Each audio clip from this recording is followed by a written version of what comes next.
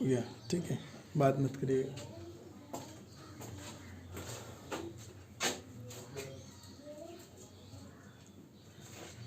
हाँ, तो हम लोग पहले क्या पढ़ चुके हैं, सारणी का अर्थ पढ़ लिया ना। सारणी के अर्थ को हम लोग पहले पढ़ लिए हैं, ठीक है। आज जो हम लोग पढ़ेंगे वो पढ़ेंगे सारणी के प्रकार, ठीक। तो सारणी के प्रकार जब हम पढ़ेंगे तो सारणी को 3 मूल रूप में बांटा गया है, ठीक है। कितने रूप में? 3 मूल रूपों में बांटा गया है। किस किस आधार पे सारणी का बंटवारा किया गया, प्रकार बताया गया है, उसके ऊपर हम लोग क्या करेंगे, 3 प्रकार से बांटा गया। पहला क्या है, उद्देश्य के अनुसार, बनावट के अनुसार और मौलिकता के आधार पे 3 प्रकार से हम लोग को क्या दिया गया है, सारणी के प्रकार को बताया गया। किस किस आधार पे? ये 12th का सिलेबस है, ठीक है, सॉरी 11th का सिलेबस है। इसके ऊपर जाएंगे तो थोड़ा और ब्रॉड आपको पढ़ना पड़ सकता है। तो ये क्या हो गया, उद्देश्य के अनुसार सारणी का प्रकार, बनावट के आधार पर सारणी का प्रकार और मौलिकता के आधार पर सारणी का प्रकार। तो इसमें सबसे आसान जो होगा वो हमारा है उद्देश्य के अनुसार सारणी, ठीक है। उद्देश्य के अनुसार सारणी 2 प्रकार के हैं। कितने प्रकार के हैं? 2 प्रकार के। एक तो सामान्य उद्देश्य सारणी हो गई हमारी, और दूसरा क्या है, विशेष उद्देश्य की सारणी, ठीक है। तो ध्यान में हमको ये रखना कि सामान्य उद्देश्य की सारणी, इसका एक बहुत बड़ा कोई उद्देश्य नहीं, ये एक बिल्कुल नॉर्मल सा सारणी बनेगा। और इसको जनरली तौर पे सरकार के अधिकारी प्रयोग थोड़ा करते हैं, जनरली तौर पे ये बहुत कम प्रयोग पे होता है, ठीक है। इसमें कोई कॉम्प्लिकेशन नहीं है, थोड़ा कॉम्प्लिकेशन इस पे आता है, लेकिन ये भी कोई बहुत कॉम्प्लिकेशन वाली चीजें नहीं। अभी हम लोग सबको एक एक करके पढ़ेंगे। तो उद्देश्य के अनुसार कितने सारणी हो गए? 2। कौन कौन सा? सामान्य उद्देश्य सारणी और विशेष उद्देश्य सारणी, ठीक है। उसके बाद दूसरा क्या गया, बनावट के अनुसार सारणी। तो बनावट के अनुसार सारणी 2 प्रकार की है। पहला क्या, सरल सारणी, और दूसरा जटिल सारणी, ठीक है। 11th में सरल सारणी का कोई प्रकार हमें नहीं पढ़नी है, ठीक है।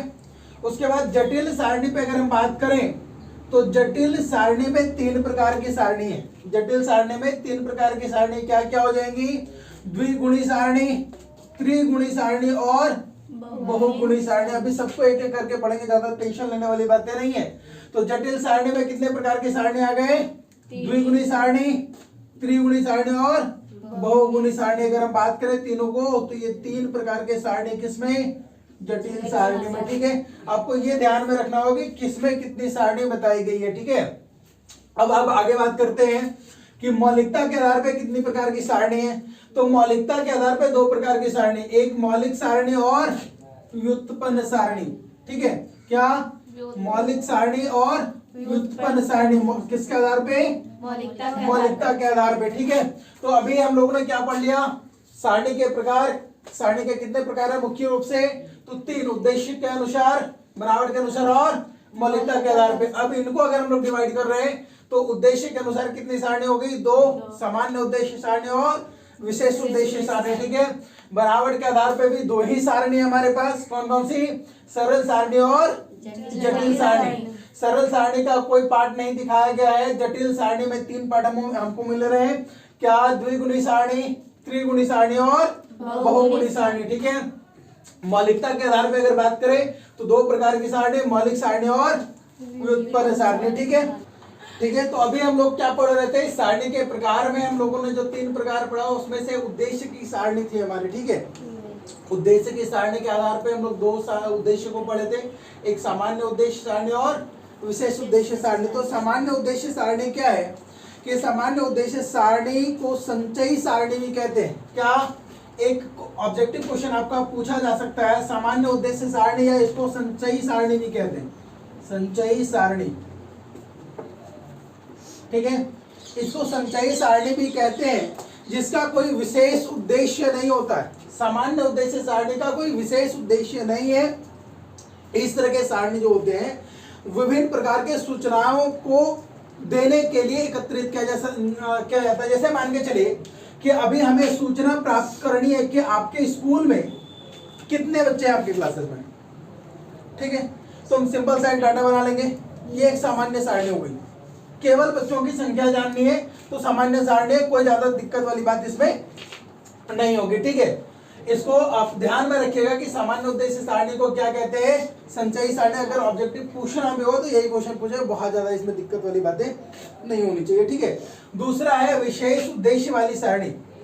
विशेष उद्देश्य वाली सारणी क्या होता है कि इस सारणी में विषय, सारांश तथा अथवा विश्लेषण सारणी के रूप में जाना जाता है। इसको क्या हो गया, इसमें हमें विषय पता चल जाएंगे कि किस विषय पे हम लोग बात करने वाले हैं।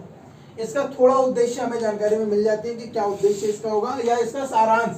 हमें हमारे पास एक डाटा था, इसका एक नॉर्मलाइजेशन करके जो सारांश हमें प्राप्त होगी, लिख रहा है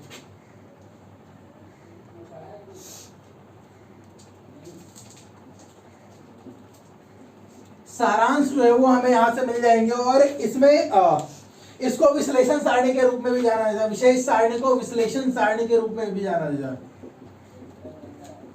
विश्लेषण सारणी। तो ऑब्जेक्टिव यहां से आपके बन सकते हैं क्या, सामान्य उद्देश्य सारणी को क्या संचयी सारणी और विशेष उद्देश्य सारणी को विश्लेषण सारणी भी कहा जाता है। देखिए इसमें क्या होता है ना कि इसके आकार बहुत बड़ी नहीं होती, एक संक्षिप्त आकार में होता है, ठीक है।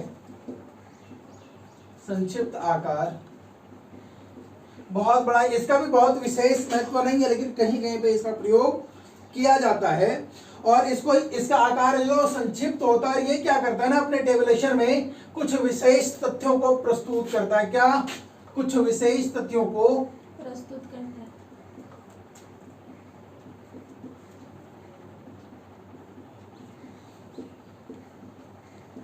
प्रस्तुत करता है, ठीक है।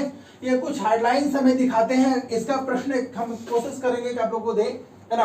तो वहां से फिर हम लोग इसको और क्लियरफाई कर सकते हैं। यहां से समझने वाली बातें क्या आ गई कि सामान्य उद्देश्य सारणी क्या है, इसको संचयी सारणी भी कह सकते हैं। और इसका प्रयोग बहुत जगह नहीं है, एक नॉर्मलाइजेशन नॉर्मल यूज इसका किया जाता है। उसके बाद क्या है, विशेष उद्देश्य वाली सारणी, जिसको हम लोग क्या कह सकते हैं, विश्लेषण सारणी। विश्लेषण सारणी हमें विषय के बारे में बता देता है, या पूरे टेबल का सारांश हमें प्रस्तुत कर देता है। जो भी हम इन्वेस्टिगेट करना चाहते हैं उसका सारांश हमें ये प्रस्तुत करके दे देता है। इसकी आकार जो होती है विशेष उद्देश्य सारणी की, ये संक्षिप्त होती, बहुत बड़ी नहीं होती, ठीक है। और संक्षिप्त होने के साथ साथ ये क्या करता है कि कुछ विशेष तथ्यों को हमें प्रस्तुत करता है, कुछ विशेष हेडलाइंस जो होंगे उसे हमें प्रस्तुत करता है, जिससे हमें आंकड़ों का प्रस्तुतिकरण करने में आसानी होती है, ठीक है। यहाँ तक में कोई समस्या है आप लोगों को? नहीं है, कंफर्म है आप लोग? चलो ठीक है, चलो। तो अभी हम क्या पढ़ने वाले हैं, बनावट के आधार पे सारणी। तो बनावट के आधार पे हमारे पास दो सारणी थी। पहला क्या था, सरल सारणी। दूसरा क्या था, जटिल सारणी। जटिल सारणी,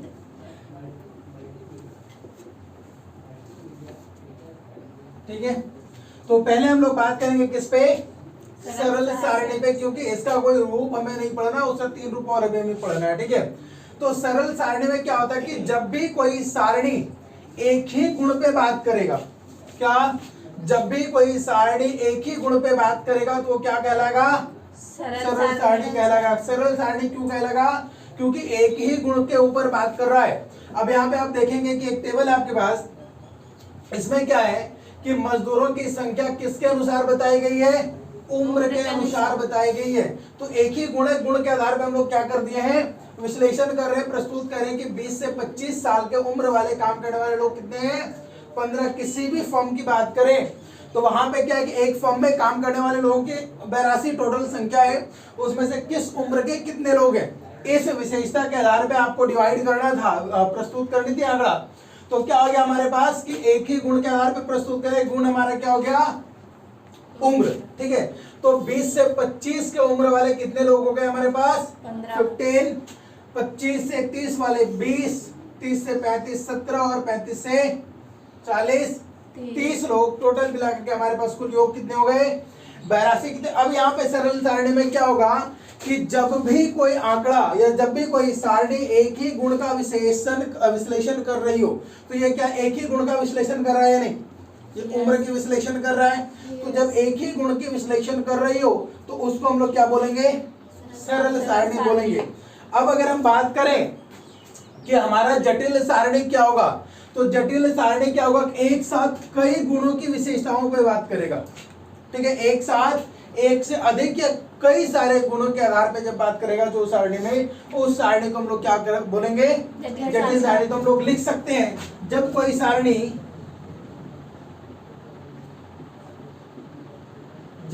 सारणी एक साथ एक से अधिक गुणों के आधार पर विश्लेषण दे रही हो, या गुणों के आधार पर विश्लेषण दे रही हो,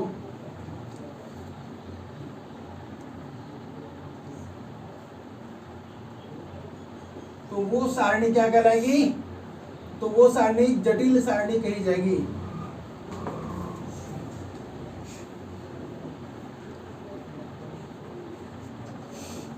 क्या हो गया कि जब भी कोई सारणी एक से अधिक गुणों के आधार पर बात करेगी, एक से अधिक गुणों का विश्लेषण करेगी, तो क्या कही जाएगी, जटिल सारणी। ठीक है, यहां तक में कोई दिक्कत है आप लोग को नहीं, क्योंकि अभी इसका हम लोग तीनों पार्ट पढ़ने वाले हैं। जटिल सारणी के जो 3 पार्ट थे, द्विगुणी, त्रिगुणी और बहुगुणी, इन तीनों को भी अभी हम लोग पढ़ेंगे।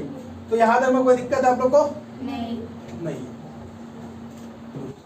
तो क्या है कि दूसरा प्रकार इसका क्या है, जटिल सारणी। जटिल सारणी में कितने पढ़े थे, 3, द्विगुणी, त्रिगुणी और बहुगुणी, जिसमें आज हम लोग केवल द्विगुणी को पढ़ेंगे। ठीक है, जिसमें क्या होता है कि किसी भी आंकड़ा को 2 गुणों के आधार पर विश्लेषित किया जाता है। 2 गुण क्या, जैसे हमारे पास एक विद्यालय के छात्रों की संख्या है।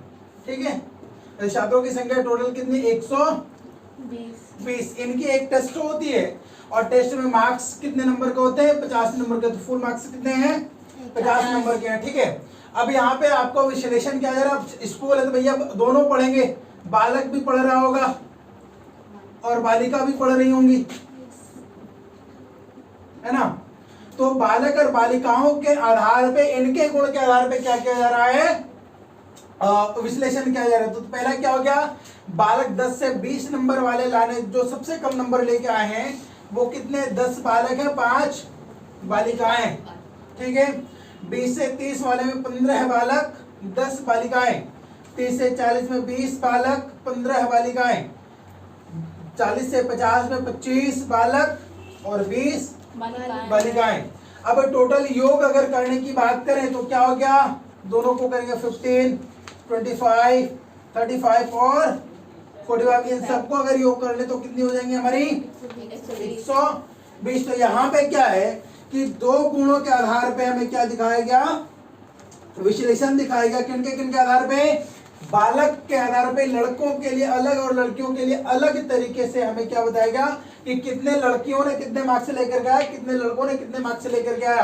तो ये सारे 2 गुणों के आधार पे हो गया, एक बालक के आधार पे हो गया और एक बालिका के आधार पे हो गया। तो ये 2 गुणों के आधार पे किया गया, इसीलिए इस प्रकार के सारणी को क्या बोलेंगे, द्विगुणी सारणी हम लोग कहेंगे। ठीक है, अब यहाँ में अगर आप लोग को कोई दिक्कत लग रही हो तो आप लोग बता सकते हैं। नहीं है, चलो स्टॉप कर दीजिए।